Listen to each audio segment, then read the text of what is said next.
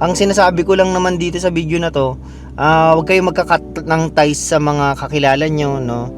Saka syempre dapat habang nandiyan kayo sa trabaho nyo ngayon, dapat magpakita kayo ng nyo na yung sipag sa pagtatrabaho. Yun. Tayo'y magsusundo. Sa aking misis. Wala namang bago doon, no? Alam mo naman, masunurin tayong Na-excite na akong pumasok sa bagong trabaho. Pinadala na ako ng offer letter. Email na ako ng aking general supervisor. Tulad pa rin ng dati, yung meron kayong naka-probi ka muna, ganyan. Siyempre, titignan muna nila kung i-assess nila kung talagang karapat dapat ka sa posisyon. Shit, may mga ganun pa. Well, hopefully magampanan ko yung kanilang standards. Makamit natin yun, no? Para hindi tayo magkaroon ng problema. Siyempre, hindi mo naman alam pag ang mga ganyan, hindi natin alam kung ano yung mangyayari pa. Pero syempre, dapat pag mga ganyan, bagong trabaho, always do your best. Saka yung parang meron ka dapat yung minimum supervision. Kasi kinuha ka nila, may experience ka di ba? Dapat yun, dapat medyo may alam ka na. Sabi nga ng aking dating kasama sa trabaho. Sabi niya, kaya ka kinuha dito kasi ang alam nila, may alam ka na. Yeah. Kumbaga, onti na lang yung dapat na ituro sa iyo, dapat magigets mo kaagad. Do may tama 'yun. Pero syempre, 'di ba, ka pa rin naman, marami ka pa rin naman dapat aralin sa sistema, sa Hindi naman yung lalo na nung minsan dati kong trabaho kasi sinabi ko, supply officer ako sa Pilipinas, syempre. Mano ba naman hindi naman pareho yung ginagawa ko nung nasa Pilipinas ako sa sa government, di ba? Supply officer, storekeeper, medyo pareho, nagdi-distribute ng mga items, nagtatabi ng mga items, nagre-receive ganyan, pero syempre malayo sa sistema sa gobyerno sa Pilipinas. Pero yung dito, syempre meron ka ng parang halos iisa yung sistema ng mga trabaho dito sa Canada. Hopefully, ganun. Para hindi tayo mahirapan sa transition ng pagtatrabaho. Sana lang, no? O nga pala, meron pala akong isa sa malaking naitulong sa akin ng pag-a-apply. Kasi baka akala nyo kasi lang yun parang sariling effort. Although meron talaga namang malaking bagay na syempre sa experience mo Experience mo, sa kakayanan mo, di ba? Pero meron pang ibang tulong bukod sa sarili mong resume, ganyan, sa mo. Meron ka dapat magandang track record sa dati mong trabaho, sa mga kasama mo sa dati mong trabaho. Mga supervisor mo, ganyan. Kasi yun sa CV ko, sa resume ko, bukod sa mga yung mga experience mo, trabaho, yung skills mo, lalagay mo dun yung reference mo. Reference person. Kasi tatawag yung yung bago mong kumpanya sa dati mong kumpanya. Ngayon aalamin nila kung maganda ba yung performance mo, meron ka bang kalokohang, basta lahat yun itatanong. Naalala ko nga dati nag-a-apply yung kasama ko dati dito sa sa dati kong trabaho, si Marvin.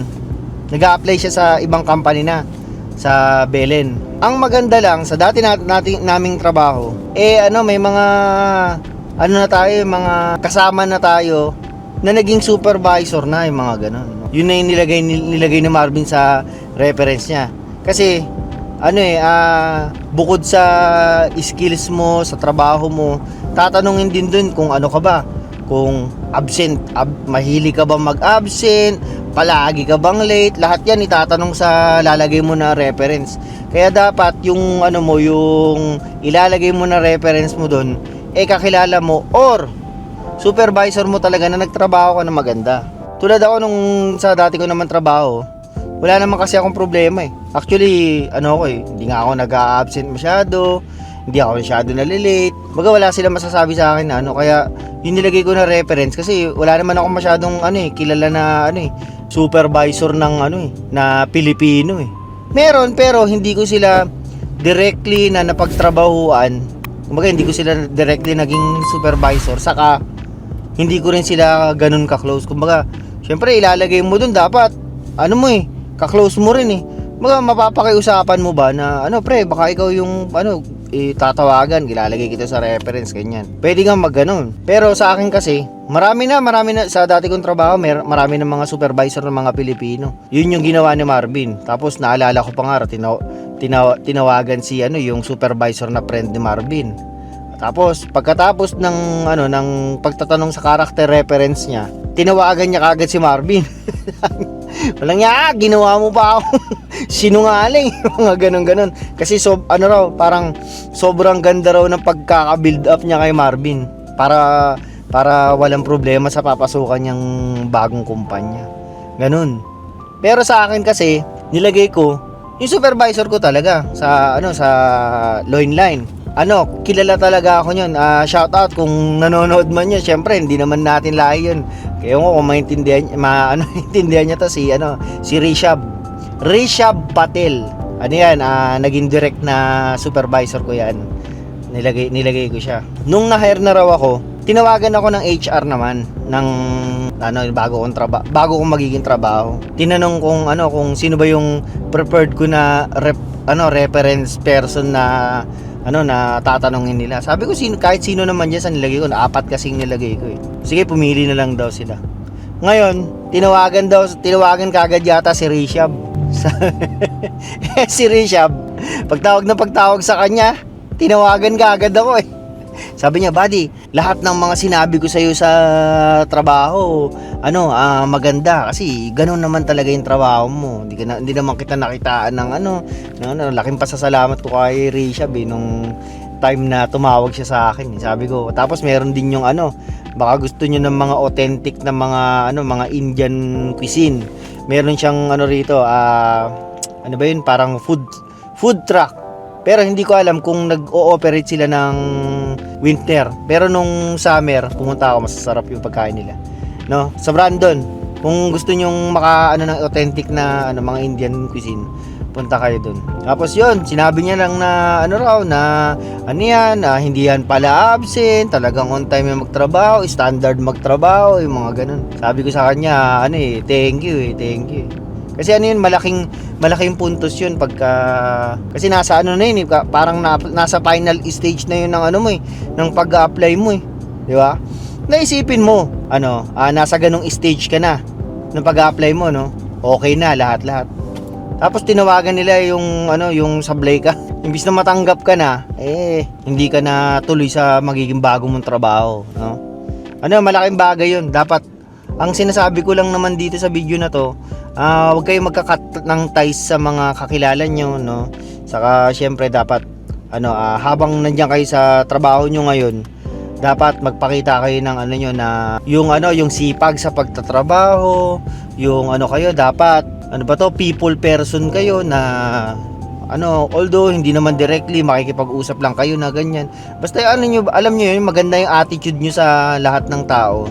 Ako kasi hindi naman sa no, pero ganun kasi yung yung ewan ko kung bakit maraming nagagalit sa akin eh. Kupal kasi ako. Hindi ko alam pero ang problema kasi sa akin na ito sa totoo, kung hindi nyo kasi ako kilala, madali akong yung parang mapalagay sa isang tao. Yung kunyari nakikipagkwentuhan na sa akin, parang masyado akong napapalagay sa isang tao. Tapos ang mangyayari, i-joke ko na kagad yung tao, which is sa part ng taong kausap ko, hindi pa naman kami ganun ka-close. Yun yung problema ko sa akin na akala ko nagpipiling close ka agad ako. Tapos hindi ko alam na nakakaano na pala ako. Sa mga jokes ko, hindi niya pa pala masakyan yun. Usually yun yung problema ko eh. Kasi madali akong yung parang makakitaan ko lang kasi yung tao na mabait sa akin, ganyan. Parang gusto ko agad maging ka-close ko eh. Ganun ako. Syempre, hindi naman lahat ganun yung tao eh. Dapat ganun kayo sa trabaho nyo, sa workplace nyo. Maging mabait. magpakita ng sipag. Alam mo naman mga Pilipino, yan ang karakteristik natin, di ba? Para pag kayo kunyari mag-a-apply kayo sa ibang sa ibang trabaho, yan yung sasabihin ng reference person nyo, di ba? Sasabihin nila, okay yan si Brandon Boy. Ano yan? Nagtatrabaho ng maayos yan.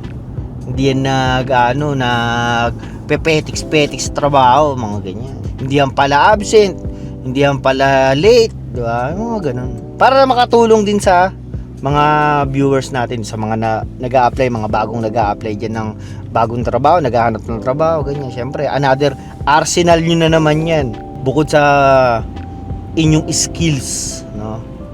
Yun lang. At ako'y malapit na sa trabaho ng aking misis. Sana pala bumili ako ng KFC para may pulutan ako. Parang gusto kong mag-chicken. Sige na. Para naman meron tayong magandang kwentuhan, no? Hindi puro yung nakakalungkot na kwento.